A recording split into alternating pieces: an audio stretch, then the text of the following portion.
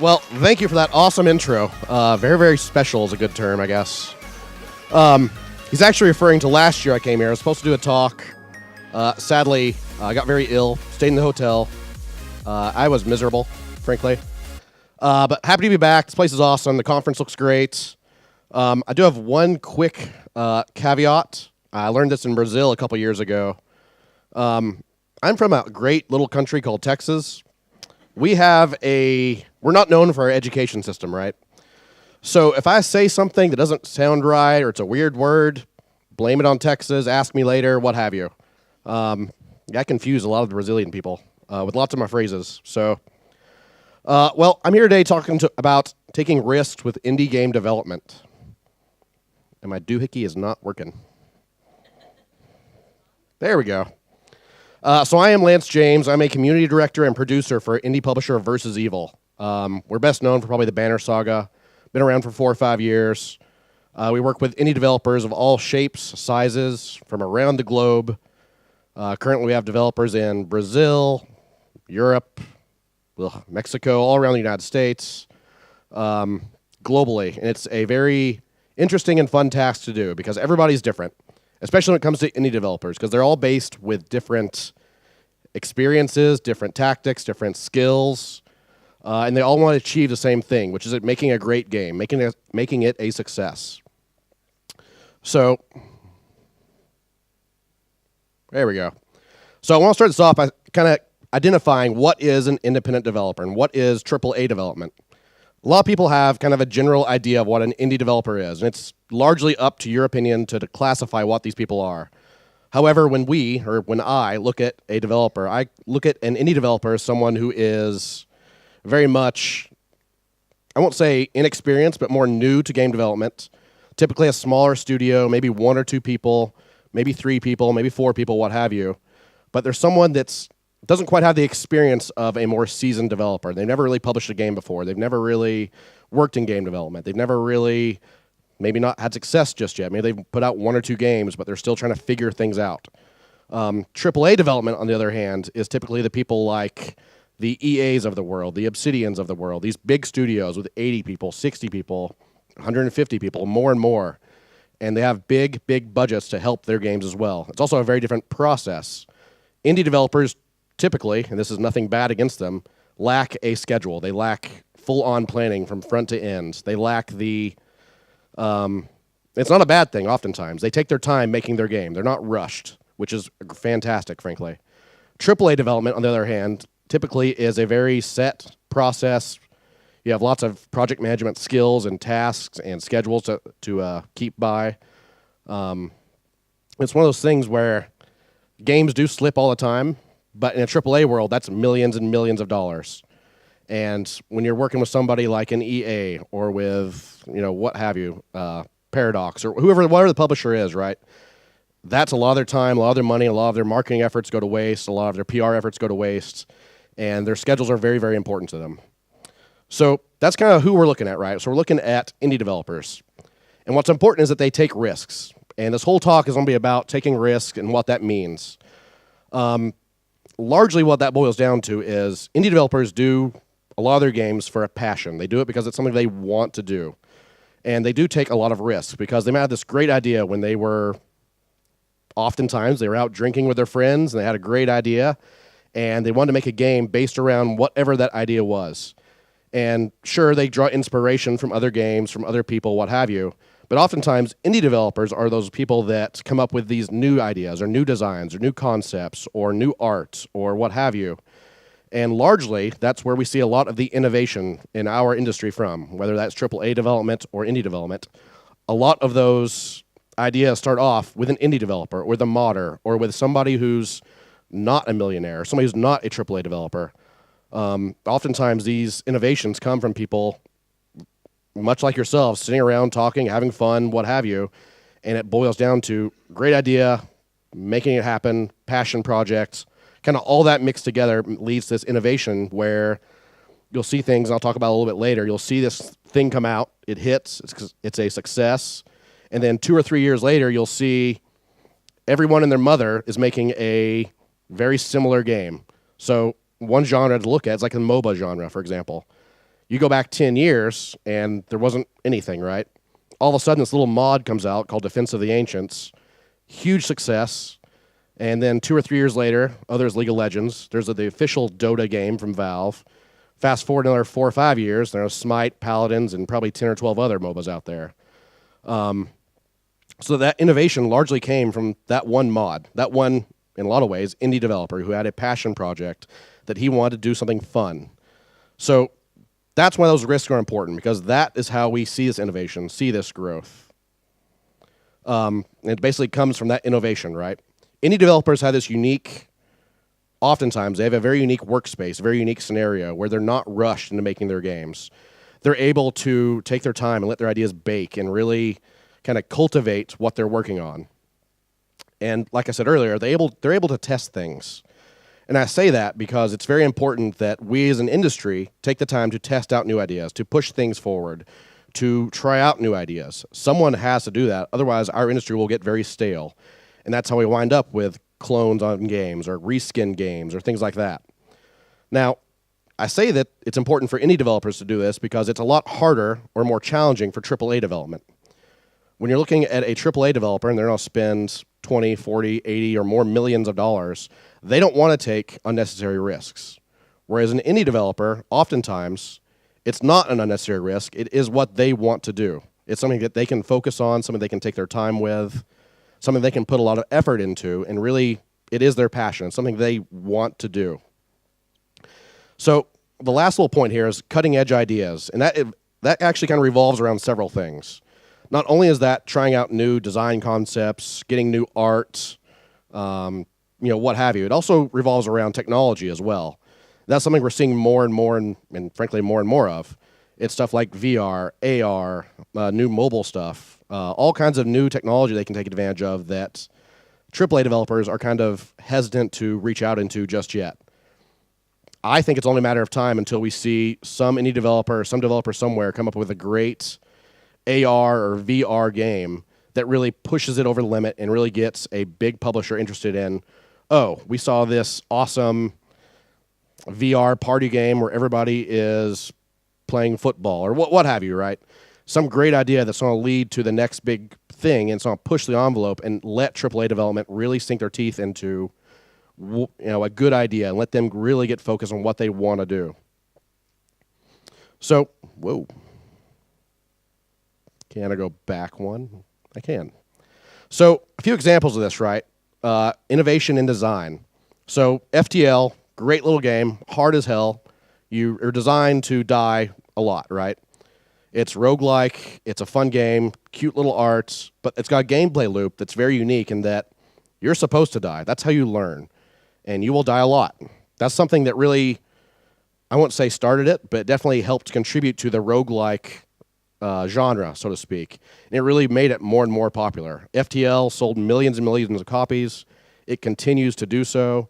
It also came out in mobile, which was something that was requested, obviously, but it also set a new standard for this is a good game, good indie game, roguelike, and this is how you take it to mobile, and this is what it looks like. The next one's probably something that everyone is very familiar with. That's Minecraft, right? So go back 15 years, and had anyone heard of Minecraft or Marcus Peterson or Nock or any of these things? He started off as a one-man guy, very unique guy, mind you. But he started this thing off with Minecraft, literally idea he wanted to do because he liked blocks and Legos and that sort of stuff. He had this great idea, and he spent years in development making this game happen. And obviously, he turned it into a huge success, being bought out by Microsoft recently. But before that, I think he was in development for 5.5 years, largely by himself, and he slowly added more team members. But that, once again, started off as an indie project, and he took it, obviously to the critical success that it is today. Dota, talked about a little bit earlier, but once again, that started off as a mod. That's one fan or a couple fans creating a mod for an already existing game, and largely, and within a decade, it became one of the quickest and most successful genres, I guess, so to speak, within our industry. So stuff like League of Legends that you're seeing downstairs, all the eSports that revolve around of it, that all started off with one indie modder or one team creating a mod. Battle Royale is another one, right? So Anybody here play Players Unknown's Battleground? Anybody? Quite a few of you probably. There's like 10 million or more in the world. Once again, start off as a mod, right? So we wouldn't have Battlegrounds as we have it today. We wouldn't have H1Z1. We wouldn't have, I think Fortnite just added Battle Royale mod or Battle Royale support. We wouldn't have any of that if an indie developer, as a fan essentially, had the passion to create that mod for, I think it was DayZ back in the day. And it's literally kept kind of growing from there. And now you're seeing kind of, once again, AAA development getting involved in this Battle Royale thing because it's been proven to be hugely successful. It's a fun idea. It's a great concept. It's something that AAA developers are now latching onto. You know, I would bet thousands and thousands of dollars that you will see larger AAA developers getting into the Battle Royale space within the next year or 2 years because they've seen it be successful with indies. So storytelling, that's another one where we've seen lots of innovation come from the indie space. Firewatch, amazing game by the Campo Santo team. It's one of those games where it may be a walking simulator or whatever you want to call it, but the storytelling, the way they tell their story, it's not the traditional kind of RPG storytelling. It's much more of a living, breathing world that you're going into. And you're exploring this world that's based around these characters where you never even see one of the main characters of the game. You only hear her voice. But it also, once again, set a new bar for what storytelling could be. Undertale, also another great little indie game that really set a new standard for RPGs and storytelling. It sold millions and millions of copies, and it did it in a way that it didn't really create anything new, but what it did was it changed the way you play an RPG and how you interact with a world, how you experience a world. Then finally, Her Story. Amazing game based around a live-action video thing. I'm not even sure what you would call it, but definitely an indie darling that came out last year, 2 years ago, and brought everyone this brand new idea of what it could be. I think it won several BAFTAs, it's won tons of awards, but it's one of those things that really proved a new idea. It was very innovative in what it was able to do and showed that this type of storytelling could be very, very successful. So I talked about technology a little bit already, and it's something we're continuing to see that evolves and evolves and evolves and gets better and better and cheaper, which is great for the consumers and me. So VR and AR, right? So lots of VR headsets out there. They will continue to drop into price, but it's one of those things as well where developers, as time goes on, will get more and more experience in working with VR, working with AR, working with consoles and mobile and all that good stuff, and fully being able to maximize that technology to make great games, great experiences. Especially when it comes to consoles and mobile, it's one of those things where if you look back even 2 years ago at the games that were being released for PlayStation 4, they were awesome, great games. But now you fast forward another year, those developers have had more time to look at the hardware, look and see what games have been able to do. And now they're able to go back and make things better. They're able to innovate based on kind of the games and the consoles being out there, the mobile devices being out there, but they're learning, getting more and more experience, and being able to try new things that weren't possible a couple years ago. So here's a few in-depth examples I have a little more direct connection with. So this is one of my developers. This is actually Stoic. They're based out of Austin, Texas. Now they have a new office in Seattle as well. But these are largely three guys who quit their jobs, right? They were working at BioWare, working on Star Wars, Knights of the Old Republic. Fantastic game, huge studio. But these guys, very literally, were sitting around drinking, had a great idea of this game they wanted to make, took some time to think about, exactly what they want to do with their game. But they quit their high-paying jobs. They literally, and I kid you not, they started their studio in a goat shack. So, no, kid you not, their studio had styrofoam walls. There was a dead cat with kittens in the wall. It smelled horrible. It just was not good. When it rained, the art director, his name's Arnie, whenever it rained, he actually got rained on because the roof leaked. They left this nice, cushy office to go to a goat shack. But they had a great idea, and it's something that they had the passion for. These guys created beautiful art, beautiful storytelling, and largely it's a big inspiration for them was Oregon Trail, Final Fantasy Tactics, Fire Emblem, things like that. But even further back, it's like Irwin Ale and these great Disney-style cartoons and stories that we all largely grew up on, but turned more into a video game. But not just a video game, a very serious video game. So whenever we were pitching like press this game, we would largely say it's a combination of Disney and Game of Thrones. So the art may look beautiful and what have you, but there's lots of death, lots of very, very hard choices. And it's something that within the indie space and the RPG space was very innovative for its time. These guys actually went on to win multiple awards for the first Banner Saga. Banner Saga 2 released last year, 2016, of April last year. And they're currently working on Banner Saga 3, as well as several other unannounced projects. So I would largely attribute all of their success to how innovative they were with their art, the way they're able to make their game, and the way they tell their story. It's one of those things that they learned a lot of lessons, and they were able to maximize on kind of their idea, and they focused on what they wanted to do. So another game here that I've also been very close with, this is Hue by Fiddlesticks Games. And what they did was, there's lots and lots of platformers out there, right? And they knew they wanted to make a platformer. However, Dan, one of the main guys of the studio, was actually really focused on color. He was dealing with some project that dealt with a colorblind issue, and he was able to notice that most games don't take advantage of the color. They might have a game that looks beautiful, it's got lots of colors in it, but there's other ways to play with color. This game in particular revolves around using a color wheel in-game to solve puzzles, and it's something that's never really been done before, and it led to their critical success as well. Great little game, highly recommend it, but it's something that they not only did well, but they've since working on a sequel, they've worked on other titles revolving around the same mechanic, and it's something that they developed, something that they were able to fully design and maximize on.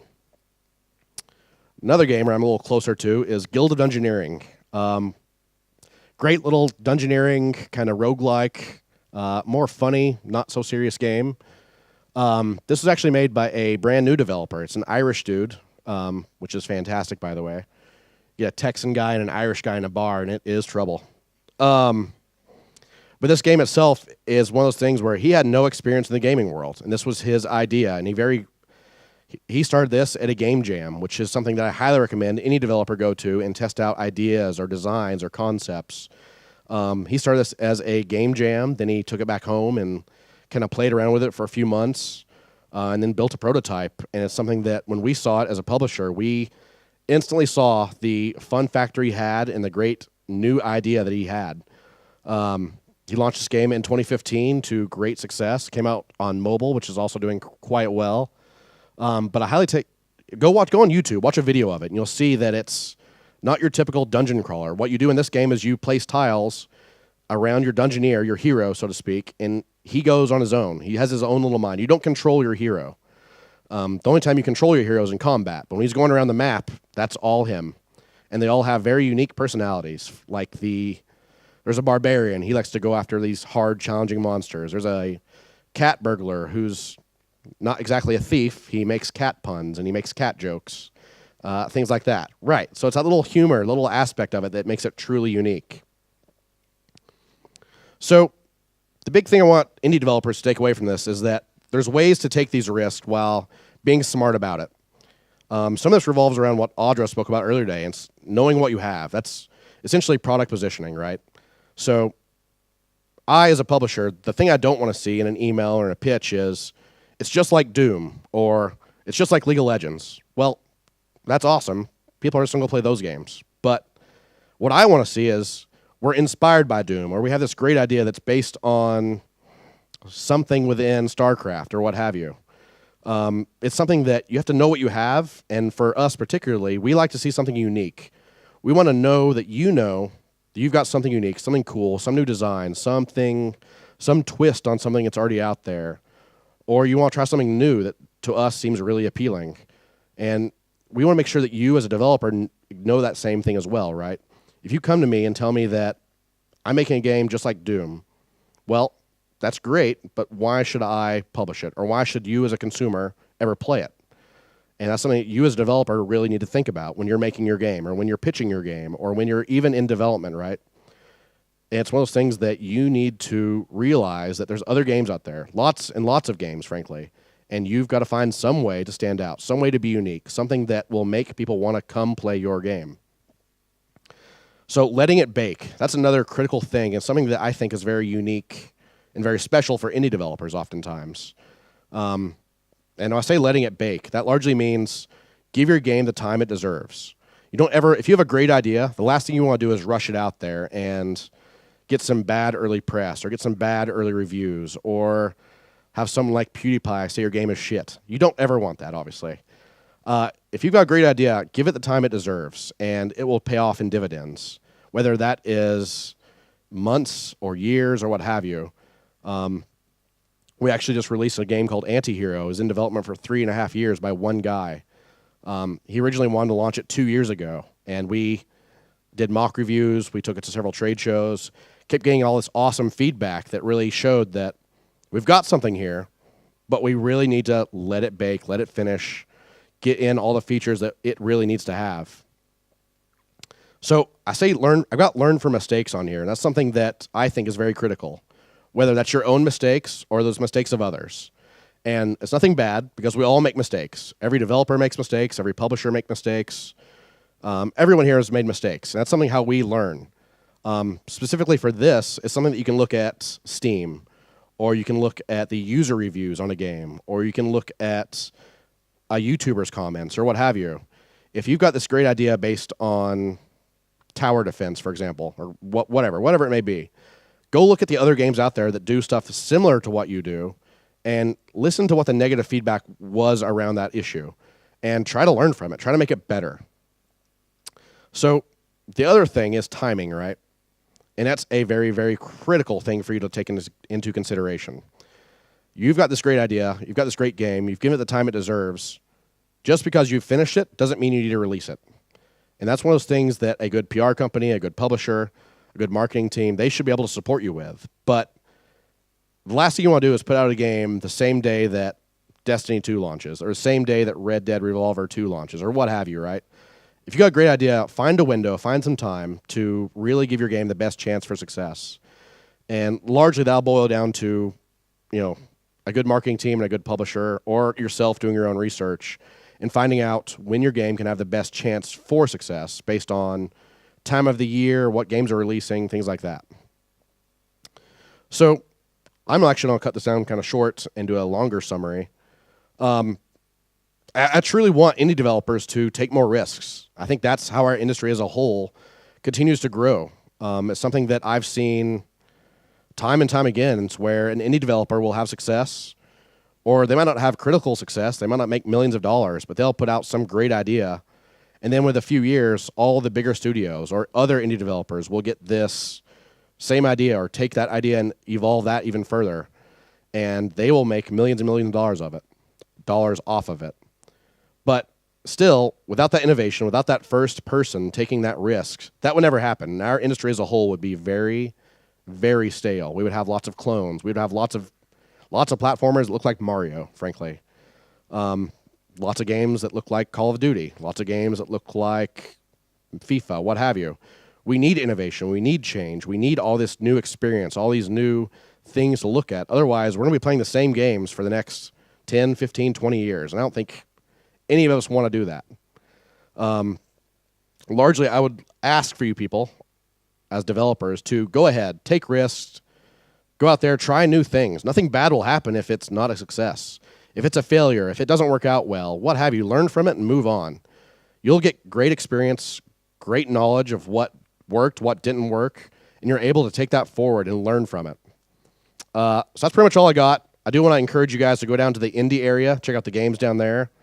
I do also want to thank Ricardus for doing an awesome job in organizing all this stuff. And yeah, if you're an indie developer, I highly suggest you take a look at some publishers, take a look at some PR companies to help you guys out when you get ready to launch your games.